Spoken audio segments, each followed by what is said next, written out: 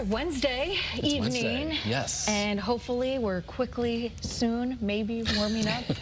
It's going to be a slow process, but we are going to get there. Our temps eventually going back to near normal and then above over the next 5 to 7 days. So the wind's something we've been tracking. Back on Monday, we had gusts around 60 miles an hour. Yesterday, around 40 miles an hour. Today, in that 20 to 30 mile an hour range. So again, even in this realm, the wind has been decreasing in intensity, and that will continue to be the case tonight and into the day tomorrow. Speaking of tomorrow, we've been talking all week long, in fact, giving you the first alert to a potential offshore storm since last week. It is going to be tracking offshore, and we could possibly see some scattered light snow around this time tomorrow. More on that in just a moment with First Alert Futurecast. Meanwhile, we do have that slow warming trend and otherwise a fairly dry and quieter stretch over the next 7 days. So right now, looking live from Waterbury, some scattered mid and high level clouds, 25 in the Brass City. Our view from southeast Connecticut and Mystic. Certainly looking cold. We've got lots of snow and ice out there, but certainly melting a little bit given today's sunshine and the uptick in temperature compared to this time yesterday, up 4, 5, 6 degrees for many communities. We're in the upper 20s and low 30s across Connecticut. Here in the 5 o'clock hour, the exception, the hills of northwest and northeast Connecticut, where we're in the 20 to 25 degree range. And of course, you factor in this northwesterly wind.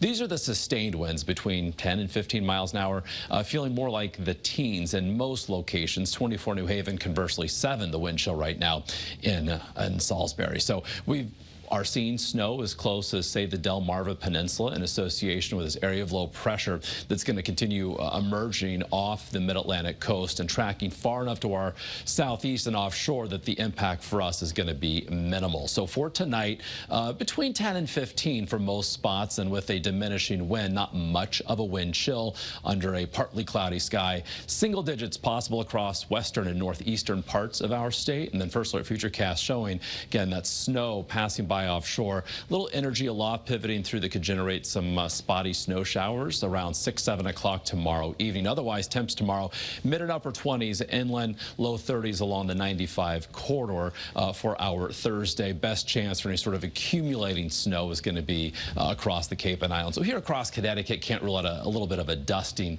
in some communities, especially throughout the southern part of our state. So on Friday, as the system, the low, moves farther away and high pressure builds in from the west, we'll have a northwesterly wind between the two, that squeeze play. We could get some gusts perhaps on Friday between 20 and 30 miles an hour. So otherwise, we're going to end the week on Friday with temperatures back near freezing, but feeling chillier, of course, because of the wind. So wind chill values on Friday, see during the afternoon in the 20s. Then for the upcoming weekend, you can see mid and upper 30s on Saturday, mostly sunny. Sunday, partly to mostly sunny, 40 or better.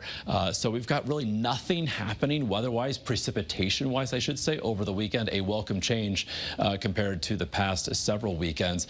Monday into the mid-40s we go with increasing cloudiness. Tuesday we can't rule out some isolated showers, but nothing too impactful or significant. Still mid-40s, and by this time next week, temperatures inland could be flirting with the 50-degree mark. Shoreline highs this weekend, 39 on Saturday, lower 40s on Sunday. Mark, thank you very much.